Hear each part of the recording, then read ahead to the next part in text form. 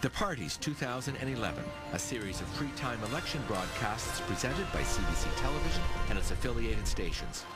In this edition, messages from the New Democratic Party and the Liberal Party of Canada.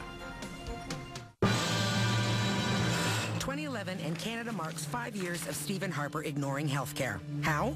Well, an overcrowded hospital has to use a donut shop as an emergency ward, and 5 million Canadians don't have a doctor. Harper's bandage is to train 100 new doctors, one for every 50,000 who need one. Not so great.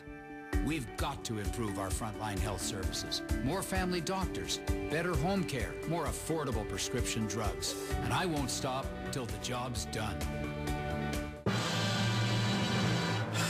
It's 2010 and Stephen Harper dishes out more tax breaks to rich corporations. He says it will make Canada more attractive to job creators. Well, one of those companies, Electrolux, did create jobs. 1,300 in Memphis by moving them out of Canada. Harper's corporate giveaways. Not so great. Unlike Stephen Harper, I'll target investments to small businesses and those actually creating jobs here in Canada. That's Canadian leadership.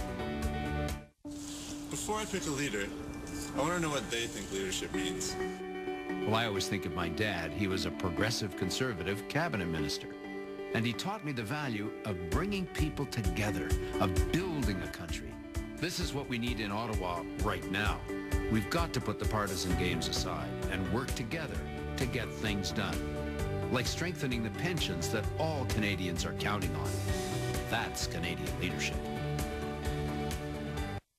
Of course I want Ottawa to start working for me, but where do we start?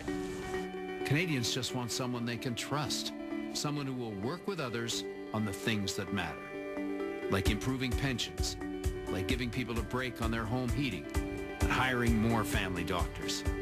We can't fix every problem, but together we can take practical first steps in the right direction. That's Canadian leadership. Next, the Liberal Party of Canada. I've always been terribly proud of my dad. My dad was a Russian immigrant, came off a boat in 1928 without anything. He lived that immigrant dream, you know, up the ladder, one rung at a time. I learned the value of hard work. I learned the value that nothing is ever given to you. Everything has to be earned. And I think I also learned from him a very fierce Canadian patriotism. He loved the country because it gave him a new start. This is a country of equality of opportunity. Nobody turned him away because he had a funny name. Everybody gave him a shot. Part of what Canada means to me is being a home for people who've escaped from tyranny, who've escaped from fear, who've escaped from persecution.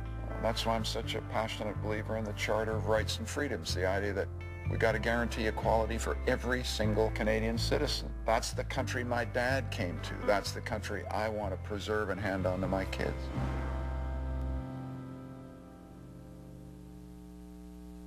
I've had an interesting life.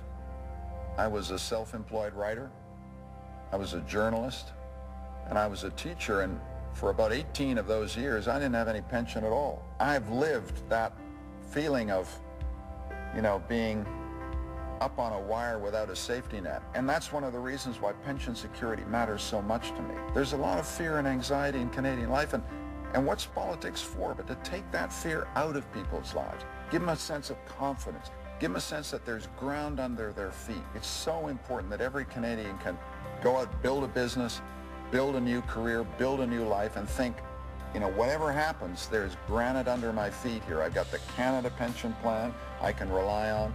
I can put some money into a supplementary Canada pension plan that'll make sure that when I retire, you know, I'm going to be able to retire in security and dignity. That's what government's for.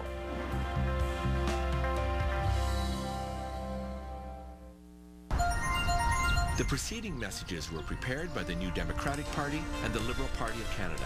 The political parties share this series of free-time election broadcasts.